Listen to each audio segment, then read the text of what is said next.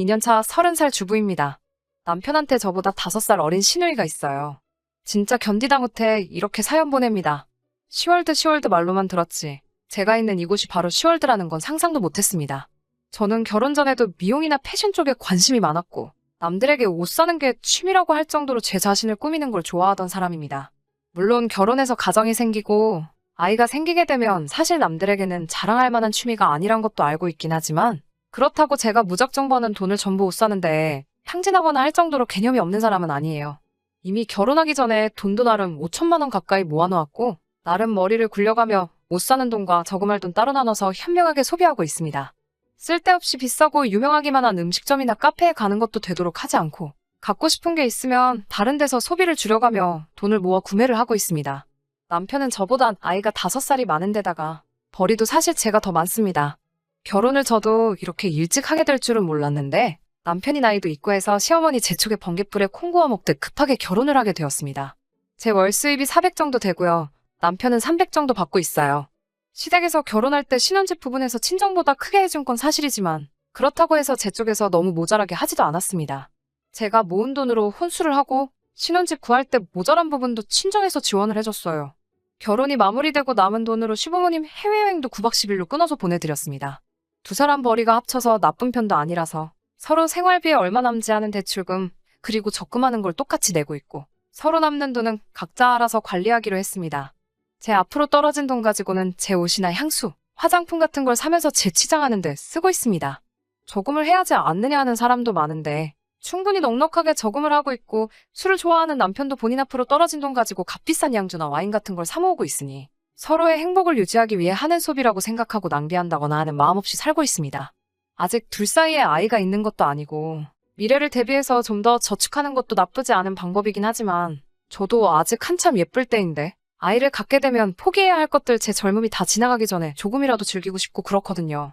시댁이나 친정이나 신혼집에서 다 거리가 먼 편이 아니라 달마다 한 번씩은 꼭 방문을 하고 있습니다. 신우가 작년에 졸업을 해서 졸업 전에는 시댁에 갈 때마다 종종 보고는 했는데 그때마다 언니는 유부녀인데 옷이 너무 화려한 거 아니냐고 누가 보면 결혼 안 한 줄 알겠다며 이죽거릴 때가 많아서 조금 꼴보기가 싫었습니다.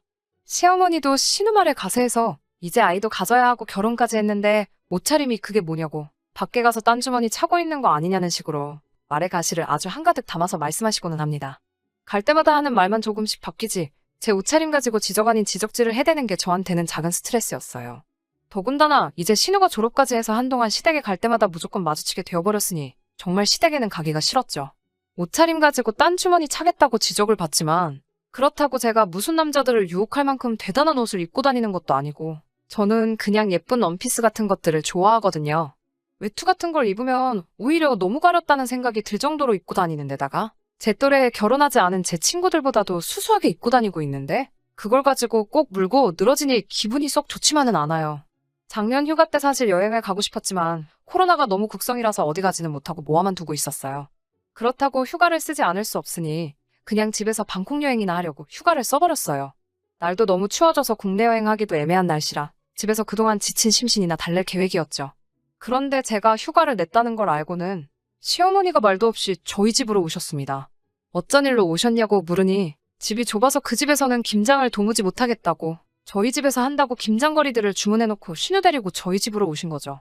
저나 남편이나 김치를 별로 안 좋아해서 한 포기만 있어도 반년을 두고 먹는 정도인데 그냥 저 쉬는 꼴을 못 보겠어서 일 시키려고 가져왔다는 심보가 너무 뻔해서 기분이 나빴지만 그냥 참았습니다. 그때 제가 집에서 원피스를 입고 있었어요. 허리끈을 매지 않으면 하늘하늘하니 집에서 입기에도 편한 옷이기도 했고 무엇보다 유행이 한참 지났는데 버리기엔 아까워서 그런 옷들은 집에서 입고 있거든요. 그런데 신우랑 시모가 제 모습을 보더니 무슨 집에서도 그렇게 공주님처럼 입고 있냐고 혹시 누구 딴 남자가 와서 오붓한 시간을 보내기로 한 건데 우리가 방해한 건 아니냐고 하면서 비웃더라고요. 그냥 집에서 입는 옷이라고 설명을 드리니 집에서도 이렇게 호사스럽게 입고 다니고 있으면 돈은 언제 모으냐고 잔소리를 하시길래 유행이 지나서 안 입는 옷 입고 있는 거라 설명을 드리니 딱 봐도 새 옷 같은데 밖에서 입어야 될 옷을 집에서까지 입고 있으니 우리 아들이 아주 허리가 휘지 하고 혀를 차면서 한숨을 내쉬네요. 제 돈 주고 사는 옷이고 어머님 아들보다 돈을 잘 버니 신경 쓰실 것 없다고 한마디 하려고 했지만 그냥 참았습니다. 옷 상태가 좋은 것도 제가 옷 사는 거 좋아하는 만큼 관리에도 철저하게 신경을 쓰기 때문이라고 말하고 싶었지만 정말 하나하나 다 상대하려면 하루 종일 걸릴 것 같아서 그냥 스트레스만 짚고 넘겼습니다. 아무리 집에서 입는 옷을 입고 있었다지만 원피스를 입고 김장을 할 수는 없으니 편한 옷으로 갈아입으려고 옷방으로 들어가는데 신우가 저를 쫓아오더라고요. 제 옷 좀 구경해도 되겠냐고 하면서요. 어차피 신우가 김장을 할 거라고는 생각이 들지 않으니 옆에서 헛소리하면서 속을 긁어놓을 바에야 천천히 옷 구경이 하라고 하고 대신 구겨지지 않게 신경만 써달라고 했어요. 한참 김장거리를 다듬고 있는데 신우가 엄마 이것 봐라 하면서 나오길래 봤더니 제가 최근에 정말 열심히 돈 모아서 사놓은 옷들을 입어가지고 나오더라고요. 정말 순간 욕이 나올 뻔했는데 겨우 참았습니다. 제 허락 없이 입은 것도 기가 차 죽겠는데 저한테 그 옷이 자기한테 더 잘 어울리는 것 같지 않냐면서 지금 입고 있는 거 자기한테 주면 안 되냐고 하네요. 시어머니도 이에 질세라 신우 말에 가세해서 우리 딸이 입으니까 아주 인물이 사내마네 하면서 너는 옷도 많으니 하나 줘라 좀 라고 거드네요. 그 옷 산다고 저도 먹고 싶은 거 참고 열심히 아껴서 큰맘 먹고 산 옷인데다가 아직 시창만 해보고 한 번도 입지 않은 옷이고 엄청 비싼 것들이라고 말을 하니 저보고 쪼잔하다는 식으로 말을 하면서 그럼 동창회 갈 때 한 번만 입게 빌려달라고 하네요. 제가 옷이 많은 건 사실이지만 신우한테 옷을 빌려줘야 하는 이유도 모르겠고 그리고 저는 옷 입을 때 오태를 신경을 많이 쓰는 편이라 나름 몸 관리도 하고 있는데 신우는 저보다 살집이 조금 있는 편이거든요. 허리 부분이 이미 벌써 터지려고 하는 것 같은데 잘 어울린다고 하니 어이도 없고 아무튼 그냥 무조건 안 된다고 했습니다. 시어머니가 저보고 참 씀씀이가 박하다고 하면서 똑같은 걸로 사줄 테니까 다시 벗어서 걸어놓으라고 하는데 신우가 시어머니한테 엄마 이거 외투까지 다 합치면 200만 원 정도 할걸? 이라고 일러 바치듯이 이야기를 하네요. 시어머니는 그 말을 듣고 무슨 천조가리를 200만 원이나 주고 사냐고 돈이 아주 썩어나냐고 잔소리와 구박을 시작하셨어요. 저도 참다가 너무 화가 나서 한마디 쏘아붙일까 하고 있는데 마침 남편이 퇴근하고 들어오더라고요. 남편 앞에서 시가족들이랑 싸우기도 그렇고 참고 있으니 너무 억울해서 저는 그 길로 방문 쾅 닫고 들어가 버렸습니다. 밖에서 남편이 무슨 일이냐고 하고 있고 시어머니는 제 방을 향해서 저것 좀 보라고 싸가지가 아주 더럽게 없다고 뭐라 하시고 있고요. 김장하러 왔는데 자기들도 기분이 나빠서 내일 다시 와서 하겠다고 김장하던 거 그대로 두고 집으로 돌아가셨어요. 남편이 방으로 들어와 무슨 일이냐고 이야기하더라고요. 남편만큼은 제 기분을 이해해줄 것 같아서 자초지종을 이야기했는데 남편도 이야기를 듣고 나서 인상을 팍 쓰더니 아무리 그렇다고 시어머니한테 행동이 그게 뭐냐고 그리고 그까짓 거 그냥 주고 새로 사 입으면 되지 그걸 가지고 뭘 그렇게 치사하게 구냐고 그리고 자기도 제가 비싼 옷 그렇게 사 모으는 거 썩 좋아 보이지만 않는다고 과소비하고 있는 게 틀린 말은 아니지 않느냐고 하면서 뭐라고 하더라고요. 지가 몇백만 원씩 들여가며 술 사 모으는 거는 생각도 안 하고 팔은 안으로 굽는다고 아주 지 가족들 감싸는 게 아주 꼴보기가 싫었습니다. 그걸로 한참을 다퉜어요. 내가 빚을 내서 사는 것도 아니고 내 돈 모아서 내가 산 건데 오빠까지 그걸 가지고 나한테 뭐라고 하느냐고 연애하면서 결혼 생활하면서 오빠나 시어머니가 나한테 옷 한 벌이라도 사준 적 있냐고 한바탕 싸웠지요. 정말 전부 다 꼴도 보기 싫고 그래서 다음 날에도 시모 얼굴 보면 진짜 뭐라 한마디 할 것 같아서 아침 일찍 그냥 볼 일 있다고 하고 밖으로 나가버렸습니다. 밤늦게 집에 돌아오고 나니 김장은 다 하고 간 건지 정리는 다 되어 있었습니다. 저 없이 그 많은 김장을 시어머니 혼자서 한 생각을 하니 저도 너무했나 싶기도 해서 신우이 옷이나 한 벌 사주자고 하려고 오빠와 다툰 걸 풀려볼까 하고 방으로 가고 있는데 제 옷방 문이 열려 있더라고요. 평소에 꼭 닫고 다니는데 말이에요. 예상한 대로 그날 시어머니 신우와 함께 와가지고 무슨 패션쇼라도 했는지 제 옷들은 전부 다 엉망이 되어 있었고 전날 입어본 옷들은 빌려간 건지 가져간 건지 아무래도 보이지 않더라고요. 오빠하고 풀기는커녕 그날로 대판 싸우게 되었고 냉전 상태에 들어갔습니다. 하루만 입는다고 빌려간 제 옷은 2주가 지난 뒤에 돌려주러 왔네요. 옷을 돌려받고 보니 옷이 아주 개판이 되어 있었어요. 안 맞는 옷을 억지로 끼워 넣으니 자크 부분은 견디다 못해 터져 있고 떡볶이를 일부러 흘리면서 먹었는지 옷에 빨간 국물이 덕지덕지 묻어 있더라고요. 신우한테 옷이 이게 뭐냐고 따지니 세탁소에 맡기면 되지 않느냐고 저한테 10,000원짜리 한 장을 던지면서 언니 그렇게 안 봤는데 진짜 쪼잔한 사람이네요? 라고 말하고 밖으로 나가버리네요. 돌아가는 신우 붙잡아 이게 무슨 경우냐고 한바탕 하고 있는데 남편이 쫓아나와서 한다는 말이 옷이 입다 보면 망가질 수도 있는 거 가지고 애한테 성질을 내고 있냐며 끝까지 동생 편을 들더라고요. 저도 참을 만큼 참았습니다. 신우가 제 옷 훔쳐가는 것도 싫고 시모가 신우 빈정대는 거 거두는 것도 싫고 남편이 지들 가족만 챙기고 편드는 것도 전부 다 싫으네요. 어떻게 다시는 저한테 이딴짓 못하게 확실하게 한 방 먹여줄 방법이 없을까요? 이젠 더 이상 참을 수가 없네요. 후기 보내드릴게요. 여러분들이 나눠주신 의견 전부 감사히 받았습니다. 남편이 가족들 편들면서 서운하게 한 것도 있기는 한데 그렇다고 무작정 이혼하라고 하시는 의견은 조금 아닌 것 같아요.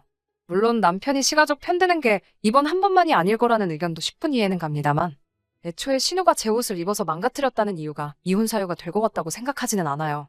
고부 갈등도 이혼 사유가 된다고들 설명해 주셨는데 사실말을 조금 밉게 하고 심보가 고약해서 그렇지. 김장한 것만 봐도 저희 시키는 거 좋아하시지만 또 제가 없으면 없는 대로 할 일은 다 하시는 편이에요. 그냥 저는 이 사람들의 못된 버릇을 한번 고쳐주고 싶다는 생각밖에 없네요. 그래서 눈에는 눈, 이에는 이 작전을 실행하기로 했습니다. 남편이 집을 비우기만을 기다리던 저에게 기회가 왔어요.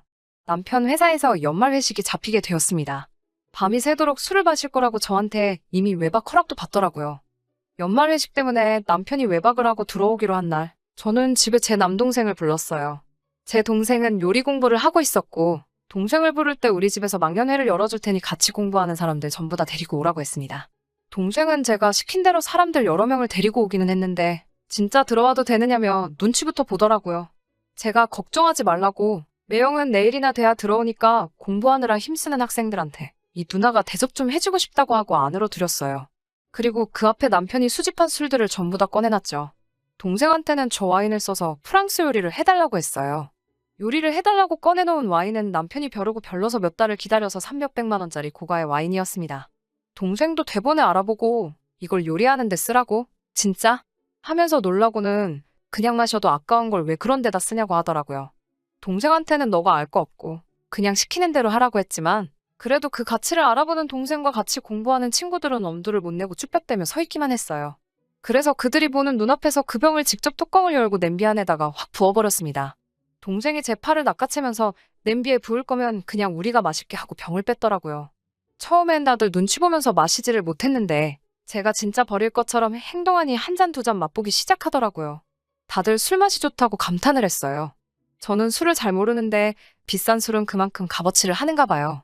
술들이 들어가니 과감해진 건지 이제는 알아서 척척 남편 술장에서 양주며 와인이며 이것도 마셔보고 저것도 마셔보자며 먼저 꺼내 마시더라고요. 그렇게 밤새도록 제 동생과 친구들은 남편의 술을 한 잔 두 잔씩 비워나가기 시작했어요. 그래도 도수가 높은 양주에 와인이다 보니 10명이 되는 사람들도 남편이 모아놓은 술들을 전부 다 마셔버리지는 못하더라고요. 다음날 아침이 되어서 동생과 일행들은 돌아갔고 저 혼자서 뒷정리를 시작했어요. 그리고 오후가 지나서야 남편은 아직도 술이 덜 깬 채로 집으로 들어오더라고요. 분리수거도 해야 하고 일부러 남편 보라고 현관 앞에 빈병들을 전부 깔아놓았어요. 아직도 술이 덜 깨 알딸딸한 와중에도 눈앞에 펼쳐진 빈병들을 보니 정신이 확 들었는지 문 앞에서 비명을 지르더라고요.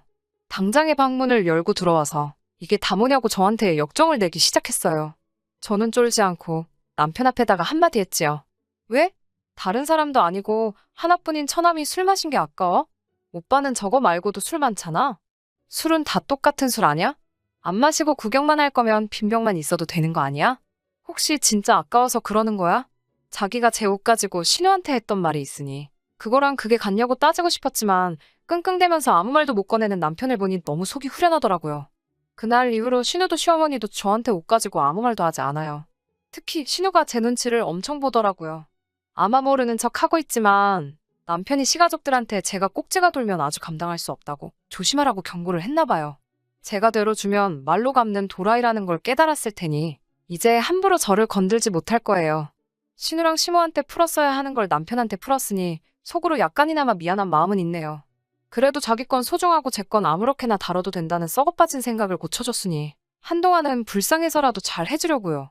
그러면 제 사연은 이만 마치도록 할게요. 모두 좋은 하루 되시고요.